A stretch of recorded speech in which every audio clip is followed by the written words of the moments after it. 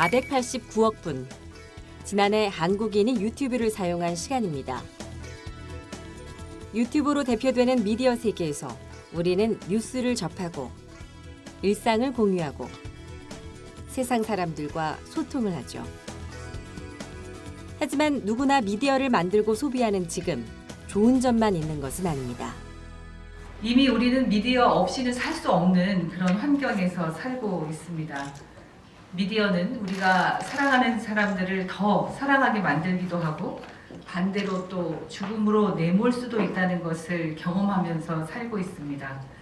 There was a picture of a child badly injured and spread it that the child was beaten by immigrants or something like that. Actually, the child was bit by a dog. Well, the internet is making it more and more difficult for people to know what's actually true and what's so-called fake news. 가짜 뉴스.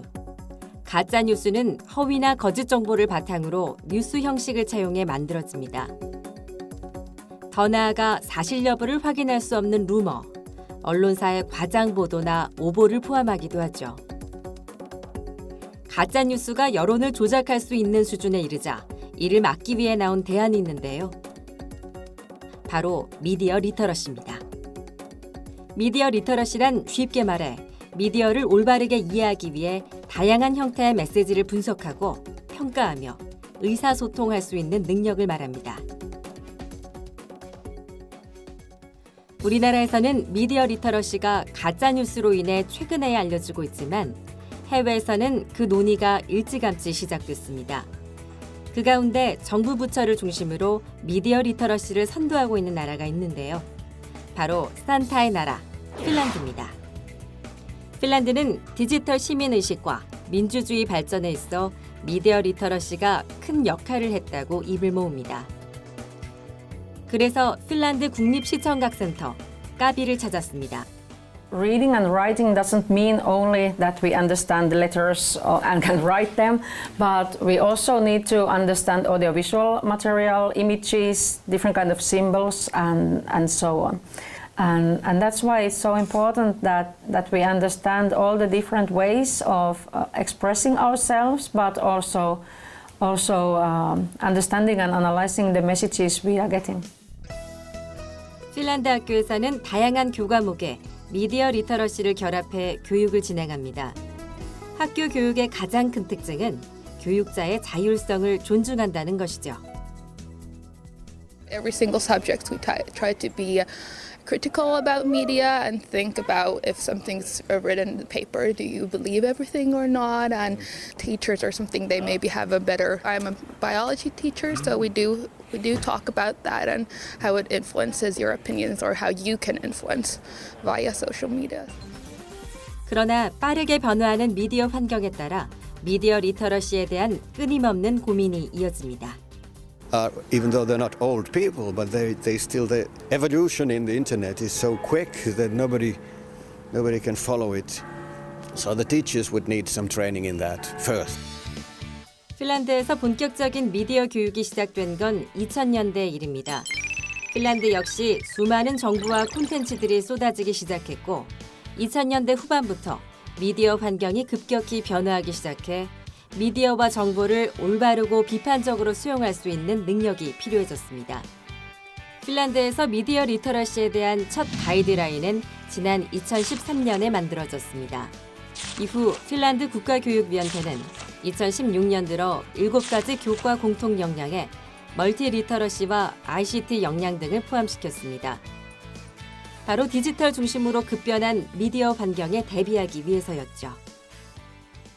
Media culture changes so fast and people's way of using media changes very fast, and that's why we need also to revise the policy guidelines, but also because we want to include new target groups. 핀란드에서는 학교 밖에서 더 많은 미디어 교육이 이루어집니다. 헬싱키 북동쪽에 위치한 청소년 미디어 센터 하피에는 하루 150여 명이 넘는 청소년들이 방문합니다. So this is like a small playground.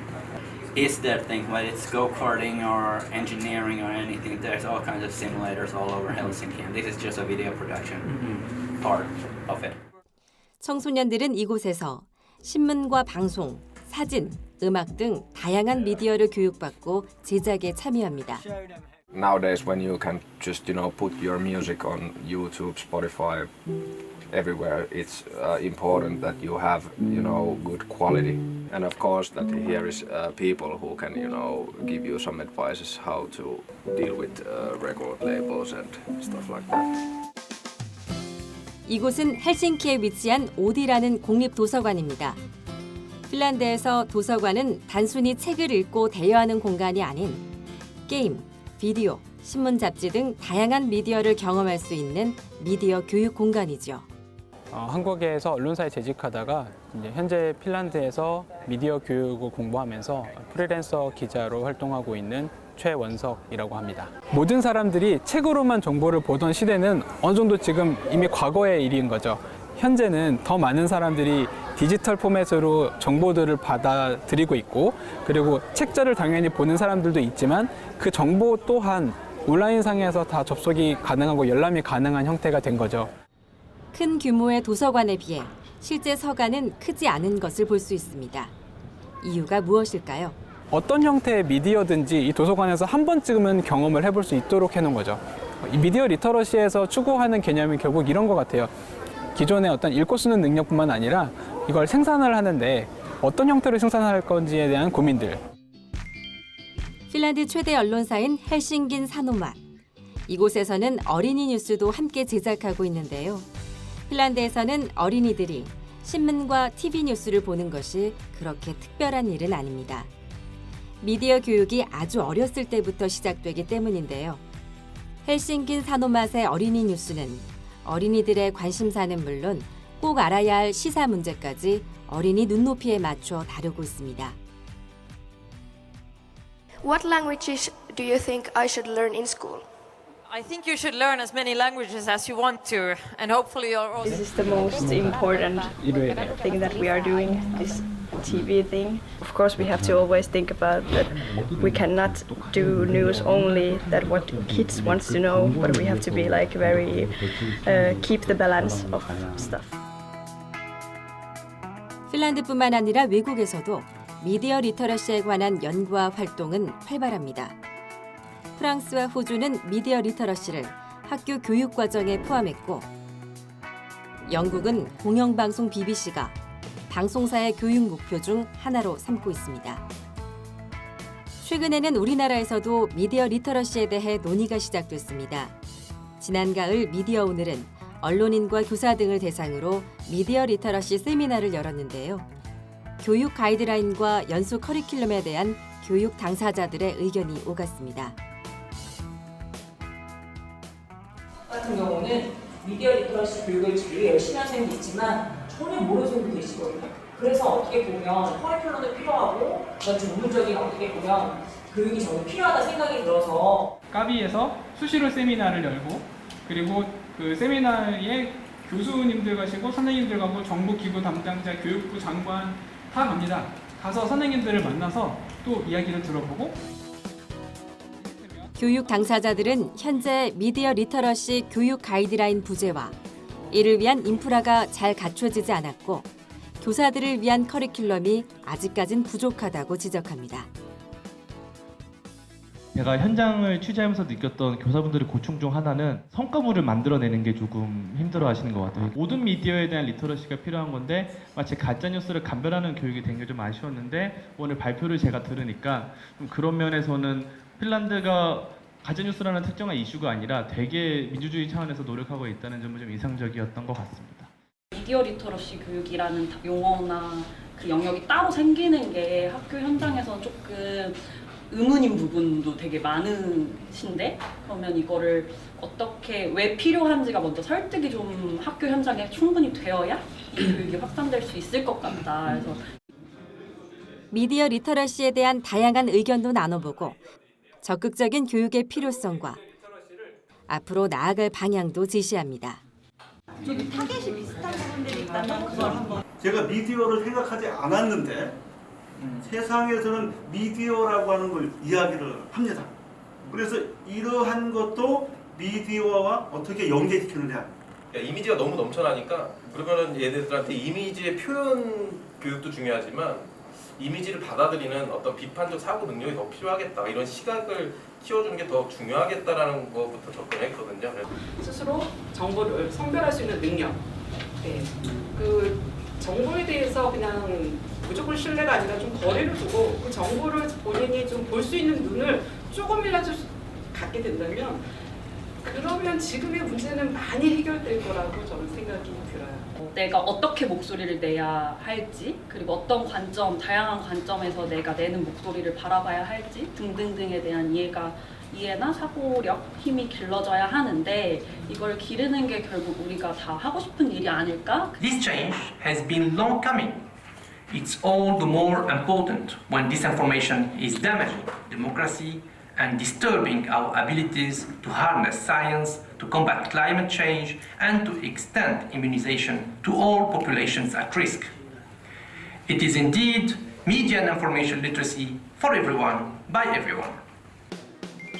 지난해 11월 서울 프레스센터에서는 미디어 정보 리터러시를 위한 국제 컨퍼런스가 열렸습니다. 각국의 미디어 종사자, 정책 수립자와 교사들도 함께 모였는데요. 그래서 오늘 이 컨퍼런스가 지금 정보와 내용물에 대한 접근 능력, 비판적 이해 능력, 창의적 활용 능력, 민주적 소통 능력, 그리고 생산자로서의 책임 의식 등은 마치 우리 사람이 살아가는 데 꼭 필요한 5대 필수 영양소와도 같습니다. 미디어와 관련된 이 5대 필수 영양소가 없다면 디지털 미디어 시대를 온전하게 살아가기 어려울 것입니다. 우리 사회의 구성원 모두는 미디어 교육을 받을 권리를 가집니다. 디지털 미디어 시대의 새로운 기본권이라고 할 수 있겠습니다. 국내외를 아우르는 미디어와 정보 리터러시에 대해 논의하고 끊임없이 변화하는 미디어 환경에 맞춰 어떠한 방향으로 나아갈지 고민합니다. 특히 우리나라에 만연한 허위 정보에 대한 다양한 사례와 팩트체크를 체험해보며 미디어 리터러시의 중요성에 관해 얘기해봅니다. 보니까 사진 출처가 다 이상해요. 출처가 없어. 일단 이 방사능용 사진이 테르노빌은 한 10에서 20%밖에. 그래서 지금의 허위 정보가 팩트체크를 시작을 할 때는 객관적인 저널리즘의 한계에 대한 어떤 그 문제의식 때문에 시작을 했다면 지금은 국면이 좀 달라져서 적극적으로 생산되는 허위 정보에 도대체 팩트체크가 어떤 일을 할 수 있을 것인가라는 고민이 전 세계적으로 이제 커지고 있습니다. 핵심은 협력 저널리즘에 있다라고 저는 개인적으로 판단을 합니다. 즉 개개인의 미디어 리터러시를 키운다라고 하는 게 뭐냐? 그러면 단지 좋은 뉴스, 안 좋은 뉴스를 갈라내는 눈을 기르는 것뿐만이 아니라 자기 스스로가 저널리스트가 되는 거라고 생각해요. 의심스러운 것이 있을 때 그냥 그대로 보고 공유하고 퍼나르고, 그런데 적어도 뭔가 궁금한 것이 있으면 내가 인터넷에서 한번 찾아볼 줄 아는 것, 그리고 다른 사람에게 이런 내용이 있는데 너는 어떻게 생각해? 라고 물어보고 서로 토론할 줄 아는 것, 그게 오늘날 필요한 팩트체크의 능력, 허위 정보에 대응하기 위한 역량이라고 저는 결론을 내렸습니다.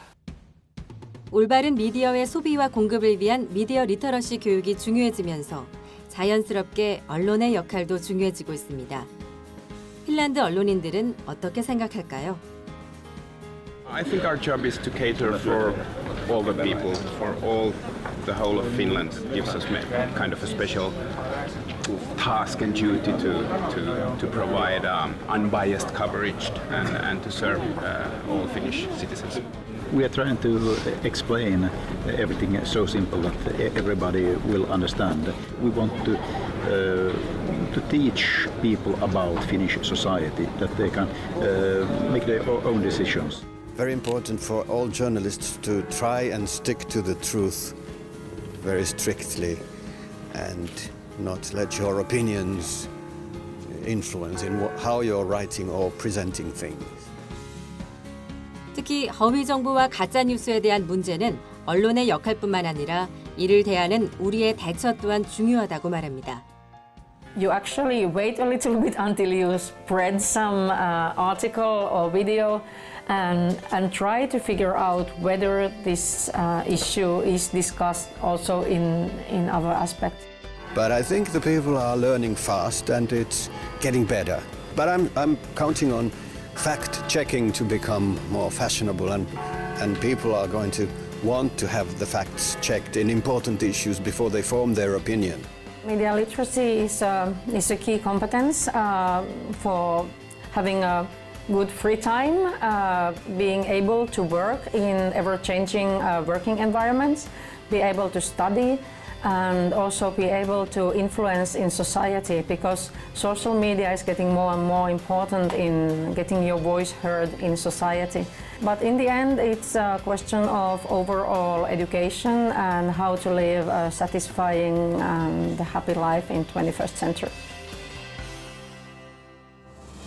우리나라 5천만 인구 가운데 4,800만 명이 인터넷을 이용하고 인터넷 이용자 10명 가운데 6명이 유튜브로 정보를 검색하는 요즘.